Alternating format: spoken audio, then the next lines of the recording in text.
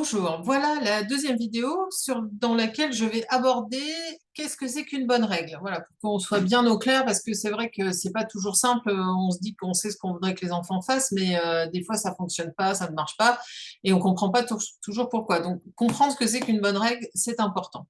Donc je vais vous partager mon écran. Tac, voilà. Et je pense que là, vous allez voir mon PowerPoint. Donc, qu'est-ce qu'une bonne règle? Alors, tout d'abord, il faut bien distinguer deux types de règles. Je pense que c'est très important parce qu'aujourd'hui, on rencontre beaucoup d'enfants qui vont beaucoup négocier, dire beaucoup de choses, insister en disant «Oh là là, mais chez moi, c'est pas comme ci, pourquoi on fait pas comme ça», etc. Donc, je pense que ça va être important de distinguer deux choses. D'abord, les règles qu'on appelle les règles négociables et deuxièmement, les règles qu'on appelle non négociables. Évidemment, il est très important de ne pas les confondre. Alors, les premières règles, les règles non négociables. Les règles non négociables, elles servent à quoi? En fait, elles servent à être protégées. C'est-à-dire que l'adulte va imposer des règles qui s'imposent à tout le monde aussi pour que les enfants soient sûrs que quelque part, il ne va rien leur arriver. Et là, en l'occurrence, ben, c'est pas à eux de décider. Donc, par exemple, tout ce qui est les valeurs, les principes, les lois, les règlements des adultes au périscolaire, en tant qu'ATSEM dans l'école, et ben voilà, c'est des choses qui s'imposent. Par exemple, faut se laver les mains avant d'aller manger, c'est une règle de sécurité, hein, surtout après le Covid. On n'a pas le droit d'amener des jouets, etc., de la maison, et ben, parce qu'en fait, on ne peut pas garantir sinon la sécurité des autres enfants par rapport à certains objets. Euh, voilà, la politesse aussi, moi je considère que c'est non négociable dans le sens où quand on est poli, on sait comment se comporter dans l'existence et j'allais dire, on est sûr de pas se faire agresser. Non, pas toujours, mais enfin, on est à peu près sûr du résultat en face. Donc, voilà, la politesse, c'est non négociable. Donc, quand les enfants, ils sont jeunes et ils sont en maternelle et en primaire, on va pas leur poser la question de savoir s'ils veulent être polis ou pas. Voilà, on va leur dire, bah voilà, pour se comporter correctement dans un collectif, on est poli. En l'occurrence, après, quand ils seront à l'adolescence, si un jour ils ont plus envie d'être polis, et ben effectivement, ils se débrouilleront, ils verront qu'ils veulent plus dire bonjour aux gens. Bah, je dis pas bonjour parce que je m'en fous des gens. Bah, il n'y a pas de problème. Mais là, eux, ils seront en capacité de faire face aux conséquences de leurs actes. Alors qu'un enfant qui n'est pas poli, qui dit jamais bonjour, bah, par exemple, c'est un enfant, on sait qu'il ne sera pas invité aux anniversaires parce qu'il n'est pas poli. Donc, il y a des choses qui sont non négociables et les règles d'adaptation sociale, par exemple, c'est non négociable. On ne met pas ses pieds sur la table à la cantine, on n'enlève pas ses chaussures et on ne se met pas de la purée dans le nez. Tout ça étant des exemples réels, bien sûr. Donc, les régimes alimentaires aussi, c'est pas négociable. C'est-à-dire que si un enfant qui a un PAI, ben, on négocie pas. Voilà. Et en fait, ces règles non négociables qui permettent à l'enfant d'être protégé, c'est une assurance pour lui de savoir qu'en fait, on ne le laissera pas faire n'importe quoi, qu'on ne le laissera pas se mettre en danger, puisque les règles visent d'abord à être de la protection. Voilà, donc voilà pour les règles non négociables, et il y en a un certain nombre, et évidemment, plus les enfants sont jeunes, plus il y a de règles non négociables. Et puis, deuxième partie, euh, c'est les règles négociables. Et là, c'est des règles aussi qui sont très importantes puisque ça apprend à réfléchir. C'est-à-dire que si on pense qu'on va être rigide et mettre que du règle non négociable jusqu'à 18 ans, on va avoir des problèmes. Parce que l'idée de la règle étant d'apprendre à être protégé, et ben, à un moment, il faut que les enfants apprennent à se protéger et notamment à se protéger quand il n'y a pas toujours un adulte qui est là. C'est-à-dire qu'il va falloir qu'ils apprennent à réfléchir. Donc, donc, en fait, je vais donner un exemple. Si vous êtes en périscolaire et que vous organisez un mini-camp ou qu'on fait une sortie scolaire en maternelle, par exemple, il est possible que, tout d'un coup, on donne des nouvelles règles. On dit, bah voilà, là, on va prendre le bus, etc. Donc, il y aura des règles non négociables. Et puis, peut-être qu'à un moment, moi, je sais pas, peut-être que sur le temps de midi, les enfants, ils auront le droit de s'asseoir où ils veulent parce qu'en fait, on est dans un endroit qui est fermé, il n'y a pas de souci. Donc, on va leur dire, bah voilà, oui, allez, vous pouvez vous asseoir à l'autre bout du parc. Par contre, comment est-ce qu'on va faire aussi quand c'est l'heure de partir, quoi? Parce que nous, on n'a pas envie de courir partout. Et là, on va peut-être discuter avec les enfants, bah voilà. J'invente, hein, parce qu'il faut imaginer une situation, mais voilà, quand on appellera, eh bien, il faudra ranger vos affaires et venir. Et puis alors, qu'est-ce qu'on va faire aussi si les gens ils obéissent pas? Enfin, comment on va faire? Donc évidemment qu'en maternelle, c'est plus compliqué de faire des règles négociables. On pourrait imaginer un truc peut-être plus simple comme exemple qui serait possible en maternelle, c'est par exemple les enfants qui restent au périscolaire du soir et qui prennent leur goûter. Bon, j'imagine que la plupart du temps, ils prennent leur goûter, puis après on range le goûter, puis après ils vont jouer. On pourrait imaginer qu'après 5 semaines de pluie ininterrompue, on leur dise bon, bah écoutez, c'est vrai qu'il faut en profiter parce que là, il pleut plus, donc vous prenez vite le goûter. Et on pourrait dire bah voilà, on va sortir. Par contre, il faudra qu'on range après. Alors, comment on fait? Comment on fait? Comment est-ce qu'on s'assure que chacun viendra ranger après? Et ça va être ça de négocier. Et évidemment, après, ben, si on imagine des jeunes adultes, hein, si vous avez des enfants qui ont 18 ans, qu'un jour ils veulent vous emprunter la voiture, vous allez, j'espère pour vous, faire des règles négociables du style, bon, bah, tu veux m'emprunter la voiture, mais moi, je veux être sûr que lundi matin, quand je la prends, j'ai pas plus d'essence dans le réservoir parce que j'ai pas envie de passer à la pompe. Donc, bah, vous ferez une règle qui dit que bah, quand j'emprunte la voiture, je me débrouille pour rendre le réservoir plein ou remettre suffisamment d'essence. Et qu'est-ce qui se passera si je ne le fais pas? Bah, on ne me retraitera pas la voiture. Donc ça, c'est du négociable. Donc en fait, on négocie d'abord une règle, et c'est ça qui est un truc quand même important. Et par contre, ensuite, on ne la renégocie pas. C'est-à-dire que si vous avez dit à vos enfants ou à des enfants, bah, on range d'abord et on sort ensuite, et que oh ben non, enfin je vais prendre un exemple de la maison, voilà, les enfants doivent ranger leur chambre le samedi et ne peuvent pas sortir de la maison avant d'avoir rangé leur chambre le samedi midi. Et ben le première semaine ils rangent le samedi midi, la deuxième semaine il y en a peut-être une qui va vous dire ah ben non mais moi j'ai rendez-vous avec mes copains, j'ai pas fini de ranger ma chambre et on doit aller au ciné. Bah, si on lui dit bon bah c'est pas grave, tu le feras après, et ben en fait on est en train de renégocier, voilà. Donc, en fait, une règle négociable n'est pas une règle renégociable. Donc, les règles négociables concernent la vie de groupe. Elles sont négociées avec les enfants en fonction de l'âge. Par exemple, on pourrait négocier sur la participation aux activités qu'on propose sur le temps méridien, par exemple.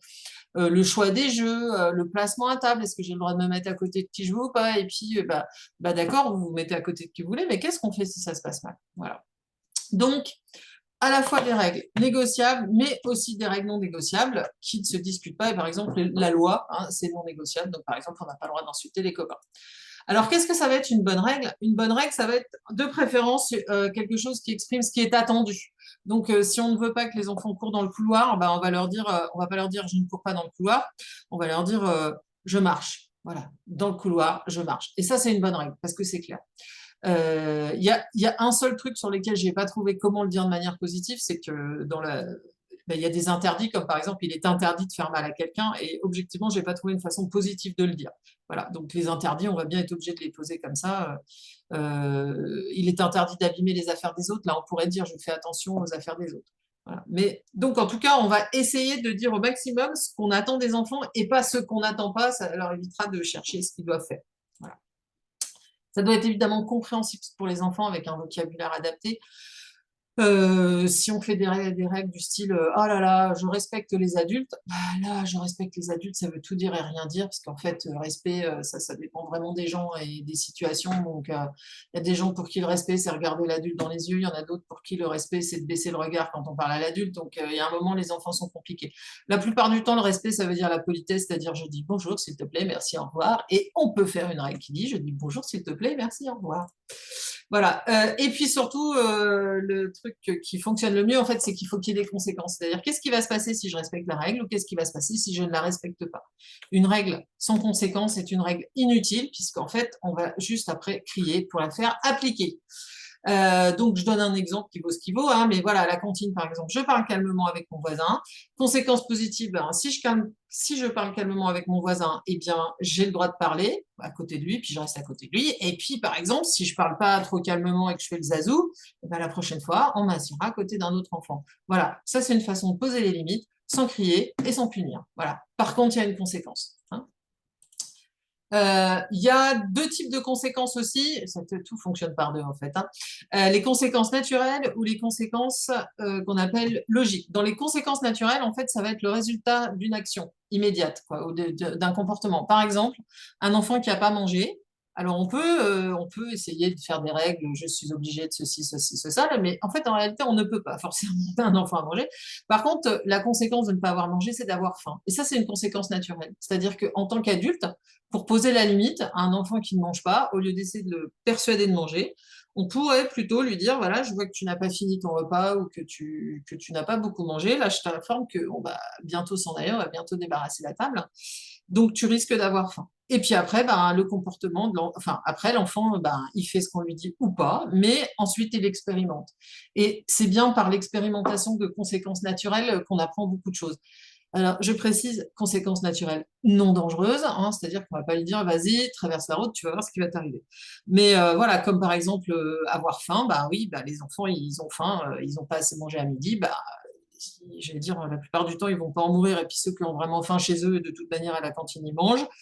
Et peut-être qu'ils ont besoin de faire l'expérience comme ça, d'avoir faim, pour comprendre que la prochaine fois, quand on va leur dire, bah écoute, là, tu sais, il reste quelques minutes, on va bientôt passer au yaourt, c'est le dernier moment pour finir, parce qu'après, on enlève. Ou alors, là, tu sais, on va bientôt partir, donc soit tu finis, soit tu auras faim.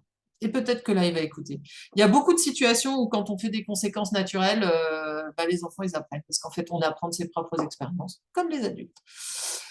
Conséquences logiques, on les utilise en fait bah, quand on ne peut pas attendre des conséquences naturelles ou quand c'est trop dangereux. Hein, par exemple, un gamin qui s'enfuit, qui veut traverser la route toute seule, on ne va pas attendre des conséquences naturelles.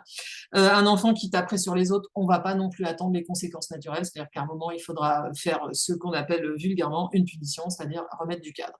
Et ça, c'est des conséquences logiques. Voilà, qui peuvent passer par la réparation, par exemple. Hein. Si j'ai mis plein de nourriture par terre à la cantine parce que j'ai pas mangé très proprement, eh ben, bon, on va peut-être pas attendre des conséquences naturelles, c'est-à-dire que quelqu'un glisse sur un raisin et se casse le col du fémur.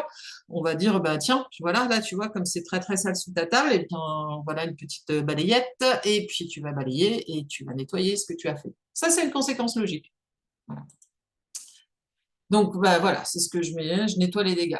Pour renforcer l'utilisation des règles, parce qu'en fonction de l'âge, les enfants, alors des fois ils savent les réciter les règles, mais ils sont pas forcément au point pour les appliquer exactement quand les choses se passent. Donc on va rappeler les choses en disant je crois que tu as oublié de. On est amical, c'est-à-dire qu'on va pas leur rentrer dedans, c'est des enfants, ils peuvent pas. Enfin, nos réalités sont pas les leurs, hein, c'est-à-dire nos obligations sont pas les leurs, ils sont un petit peu je veux dire, on n'est peut-être pas forcément toujours sur le même fuseau horaire, donc ou sur la même planète. Donc voilà, mais, tu as oublié d'eux. Bah écoute, merci de ramasser ta veste et de l'accrocher au porte-manteau. Merci de ranger tes chaussons. Merci de ranger tes chaussures.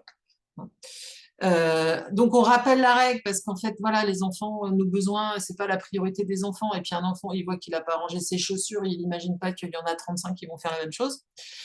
Il n'y a pas que les enfants d'ailleurs, il y a les parents des fois aussi. Et puis surtout, le truc, c'est que si c'est vraiment important pour vous qu'un enfant fasse quelque chose, bah, faut pas aller faire autre chose. C'est-à-dire, c'est pas la peine d'aller dans la tisanerie pour aller bricoler un truc ou faire du découpage, si en même temps on a dit aux enfants qu'il fallait qu'ils mettent leurs chaussures ou qu'ils rendent leur veste. Parce que s'ils doivent ranger leur veste et que vous partez, bah, vous allez les retrouver après 5 minutes plus tard allongés sur le banc, cherchant des cailloux sous le banc, ayant trouvé une petite voiture pour jouer.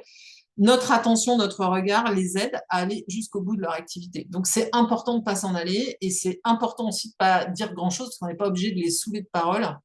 Simplement, on est là et on attend. Et là, on dit, bah oui, bah, j'attends que tu ranges tes chaussons.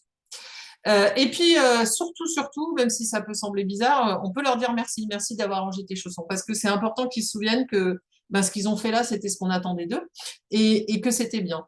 Et les enfants, souvent, surtout les plus petits, ils cherchent beaucoup comment faire plaisir aux adultes, parce que comme on n'arrête pas de leur dire des choses qu'il ne faudrait pas qu'ils fassent, et ben, c'est très compliqué pour eux de savoir ce qu'ils doivent faire. Donc, quand on les remercie, on leur indique, voilà, c'était ça que j'attendais de toi. Voilà. À partir de quel âge est-ce qu'on peut utiliser les règles? Alors, stricto sensu, c'est vraiment vers 4 ans, parce qu'en fait, utiliser des règles, c'est compliqué avant 4 ans. Alors, en fait, on peut appliquer les règles, mais il faut que quelqu'un les rappelle. Donc, c'est-à-dire qu'on va donner des instructions claires. Au moment où il faut ranger les vestes, et ben, je vous rappelle que, ou je vous rappelle qu'en sortant dans le couloir, vous devez marcher. Donc, on va donner des instructions claires. On donne des explications aussi, quand même, pour ce qu'on attend, parce que surtout avec des enfants jeunes qui ont 3 ans, par exemple, qui arrivent juste à la maternelle, bah, tout n'est pas forcément super clair pour eux. Et puis des renforcements positifs, c'est-à-dire, bah, comme je vous ai dit, dire merci, dire ah bah c'est chouette, ah bah là c'était bien parce que vous avez bien respecté la consigne et là on n'a pas fait de bruit, c'était vraiment très agréable, j'avais pas mal à la tête. Voilà, ça c'est des renforcements positifs. Il faut savoir que pour être capable d'appliquer des règles, il faut avoir compris ce que c'est qu'un raisonnement de cause à effet, c'est-à-dire je fais d'abord ça et ensuite il va se produire ça. Et ben c'est pas si facile que ça pour des enfants de moins de 4 ans, puisqu'il faut être capable d'avoir une vision du futur. Donc si maintenant je fais un truc, plus tard il va se passer ça, bah, c'est pas évident quand c'est pas dans l'immédiateté. Ensuite, il faut être capable de résister à son impulsivité, et ça non plus, c'est pas évident pour des enfants si jeunes. Donc même si des fois ils sont capables de réciter la règle, des fois ils sont pas capables de l'appliquer, c'est-à-dire qu'ils ne sont pas capables de réfléchir avant d'agir. Et c'est normal. Et le cerveau est terminé à 25 ans, notamment par la partie du cortex préfrontal qui gère l'impulsivité. Donc, entre 3 et 6 ans, ça demande quand même qu'on mette du cadre, même s'il y a des enfants qui sont capables d'appliquer les règles sans problème. Dernière chose aussi par rapport aux règles, c'est pas uniquement sur les bonnes règles, mais on peut aussi favoriser les comportements positifs, et ça, j'y reviendrai plus tard quand je parlerai des besoins de l'enfant, mais plus on respecte les besoins des enfants, hein, le besoin de sommeil, etc., par exemple, plus c'est facile d'avoir des comportements positifs. Un enfant fatigué, c'est un enfant dont on ne fait pas façon. Quand on a eu des situations qui ont été un peu compliquées avec des enfants, et ben c'est important aussi à un moment de les prendre en flagrant délit, d'avoir fait quelque chose de chouette pour leur dire ah ben oui, ah ben là dis donc, je t'ai vu, tu as aidé ton copain, tu l'as aidé avec sa veste, je sais pas quoi, tu lui as porté ses chaussons, bah, c'est chouette. Parce que l'enfant il a besoin de savoir qu'on va pas tout le reste de la journée ou de la semaine ou du mois lui en vouloir d'un truc qu'il a fait avant. On donne des instructions claires et notamment on utilise le stop, hein, qui est une commande miracle, franchement, stop. Si les enfants s'arrêtent de faire ce qu'ils sont en train de faire quand vous dites stop, alors c'est peut-être pas la peine d'en faire plus, voilà, parce qu'on obtient ce qu'on veut. Utiliser des messages je reviendrai sans doute là-dessus aussi, c'est-à-dire des messages où on dit je, pas oh là là, c'est pas bien ce que tu as fait, mais je ne suis pas contente parce que tu as tapé machin, ou je ne suis pas contente parce que tu n'as pas rangé tes chaussons. Ça a beaucoup plus de puissance, hein, parce que c'est vous qui parlez. Et du coup, c'est sans jugement. Voilà, parce que je sais, moi, j'évalue que c'est pas bien, mais je suis pas en train de te dire que tu es nul. Ensuite, quand on parle aux enfants, mais ça vous devez le savoir aussi, on se met à leur hauteur, hein, parce que sinon, c'est dans le brouillard, quoi, hein. On est au-dessus d'eux, on parle au-dessus de leur tête, ils savent même pas qu'on est en train de leur causer parfois. Certains enfants, il faut aussi les toucher pour attirer leur attention. Et puis quand on est avec des enfants en maternelle, le développement du langage n'est quand même pas tout équivalent pour tous les enfants. Et il y a vraiment des enfants, des fois, bah, quand ils sont énervés, il faut leur donner des mots, il faut verbaliser dans les conflits, etc. Lui dire, ah, bah, j'ai l'impression que là, tu es très fâché. Mais franchement, même si tu es très fâché, bah, on n'a pas le droit de faire du mal aux autres et on n'a pas le droit de taper sur les autres. Voilà. Donc tout ça, ça va être un accompagnement. C'est-à-dire que clairement aussi, je dirais que hop, j'arrête le partage. Je dirais que les enfants vont d'autant plus vous écouter et respecter les règles qu'ils savent que vous leur portez un vrai intérêt, c'est-à-dire qu'ils savent que vous les aimez bien, parce que la parole de quelqu'un qui nous aime bien, elle a plus de poids que la parole de quelqu'un dont on trouve qu'il est injuste. Voilà, maintenant je vous invite à aller faire le petit QCM si vous avez envie, et puis bah, à bientôt.